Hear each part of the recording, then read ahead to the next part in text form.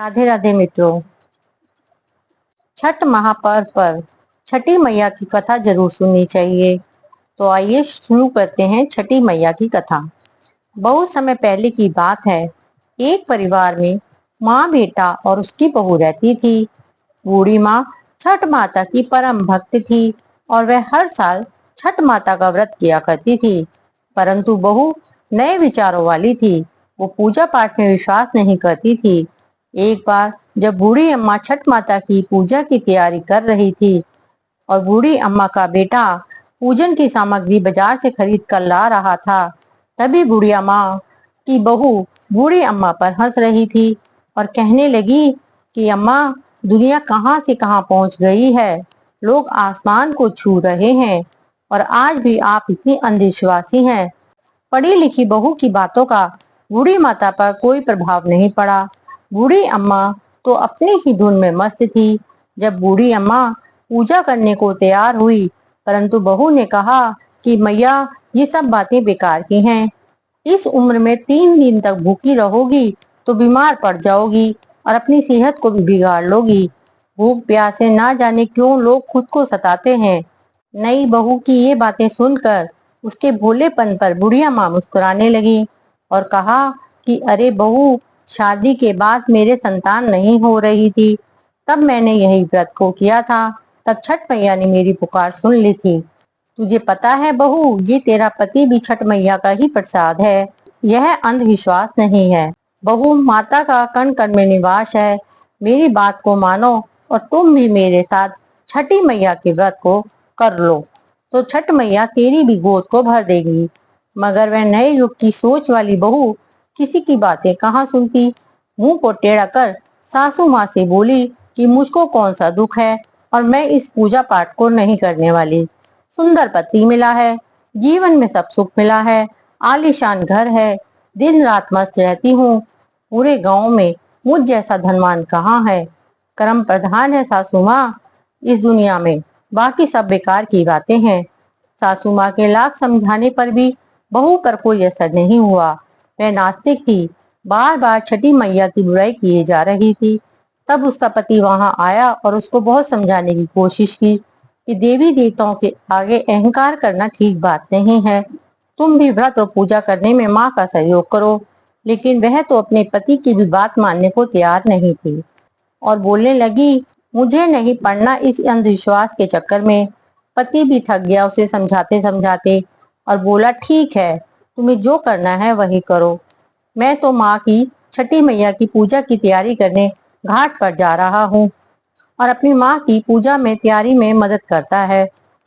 उसकी पत्नी घर से बाहर चली जाती है और पूरा दिन मौज मस्ती में बिताती है। जब बहू बाहर से आती है तो सास पे फिर झुंझलाती है। दोनों के बीच बहस हो ही रही थी कि बेटा आकर कहता है कि तुम माँ से अब झगड़ा मत करो, चलो अब जाकर तैयार हो जाओ, छठ माता के घाट पर जाने का समय हो गया है। और सब घाट पर चल दिए तैयार होकर। बूढ़ी अम्मा और उसके बेटे ने बहू को बहुत समझाया तो बहू अपने पति और सासू माँ के साथ घाट पर तो चली जाती है। वे जैसे ही घाट पर पहुंचती है वो पूजा की बजाय मेला घूमने लग जाती है। कुछ देर बाद उसका पति बहू को वहां न पाकर उसे ढूंढने जाता है तो वह एक हलवाई की दुकान पर पकवान का आनंद उठाती नजर आती है। पति आकर कहता है कि ये तुम क्या कर रही हो, यहाँ तक आई हो तो माँ के साथ बैठो। पत्नी ने झिंझा कर कहा, ना जी, मैं पूजा पाठ में नहीं बैठने वाली और ना ही घाट पर आने वाली हूँ। मैं तो मेला घूमूंगी, जम के खाऊंगी और पीऊंगी। तुम अपना पूजा पाठ करो, मेरा पूजा पाठ से कोई लेना देना नहीं है। लोग उनकी बहस देखने लगे तो बेटा वहां से चुपचाप चला गया और जब नहाने के लिए घाट की ओर बढ़ा, जैसे ही उसने डुबकी लगाई तो वह डूब जाता है। डूबता डूबता वह जोर जोर से चीखने लगता है कि बचाओ बचाओ, लेकिन किसी को भी यह समझ नहीं आता कि आवाज कहाँ से आ रही है। सब कोई कहने लगते हैं, कोई तो जाओ ढूंढ के लाओ। सब यही चिल्लाने लगे।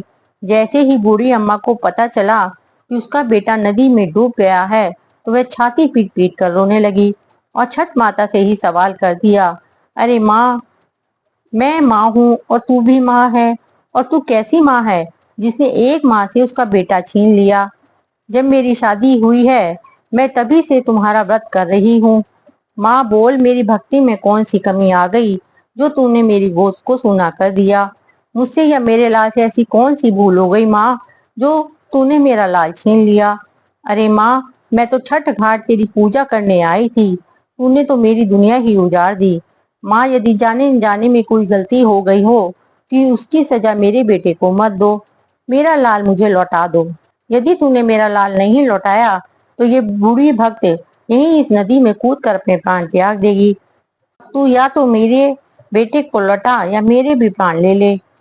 उधर मेले में शोर मच जाता है कि अभी अभी कोई व्यक्ति पानी में डूब गया है। ये बात सुनकर बहू दौड़ी दौड़ी आती है। वहां जाकर जब वह देखती है तो सासू माँ दहाड़ मारकर रो रही हैं और उसका पति इस दुनिया में नहीं रहा। यह देखते उसे सदमा लग जाता है। वह जोर जोर से चीखने लगती है और रोने लगती है और पागलों की तरह लोगों के ईख को उठाकर फेंकने लगती है। चीख चीख कर बूढ़ी माँ से पूछती है कि मैंने तो पहले ही कहा था कि माँ, छठ बट की पूजा में मत पड़ो, सब ढोंग है, अंधविश्वास है। तेरे ध्यान न देने के कारण आज मेरा पति मुझसे दूर चला गया। छठ माता को कोसने लगी। इस घटना को देखकर सभी लोग बड़े दुखी हुए और मन ही मन सभी लोग छठ माता को पुकारने लगते हैं कि हे माँ, इस बुढ़िया माँ की पुकार सुन लो, इस बुढ़िया के साथ बहुत बुरा हुआ। छठ माता तो है ही दयालु, वह कभी अपने भक्तों को निराश नहीं करती, कभी उन्हें बेसहारा और उदास नहीं छोड़ती। इधर पुत्र वियोग में बूढ़ी माँ अपनी जान देने के लिए पानी में जाती है। जैसे ही नदी के अंदर से एक लहर आती है और उसी लहर में उस बूढ़ी माँ का बेटा भी बाहर निकल आता है। इस दृश्य को देखकर वहां खड़े सभी लोगों की आंखें खुली की खुली रह जाती हैं। सबकी आंखों में खुशी के आंसू आ जाते हैं। बाद में बूढ़ी माँ खुशी से जोर जोर से रोती है। बहू भी खुशी के आंसू को रोक नहीं पाती। ये सारा दृश्य चल ही रहा था कि जभी आकाशवाणी हुई। छठी माता ने कहा कि मेरी पुत्री, मैं किसी का भी अहित नहीं करती। मैंने तुम्हारी आंखों से अज्ञान का पर्दा हटाने के लिए तुम्हारे पति को पानी में डुबोया था। पुत्री, मैं सदैव अपने भक्तों की रक्षा करती हूँ। इस कलयुग में जो भी भक्त मेरी पूजा सच्चे मन से करता है, मैं उसकी सभी मनोकामना को पूरी करती हूँ। इतना कहकर छठ माता अंतर्ध्यान हो गई और वहां खड़े सभी भक्तों ने छठ माता के नाम से जयकारा लगाया। सास बहू और बेटे ने खुशी खुशी मिलकर छठ माता की पूजा करी। बोलो छठ मैया की जय।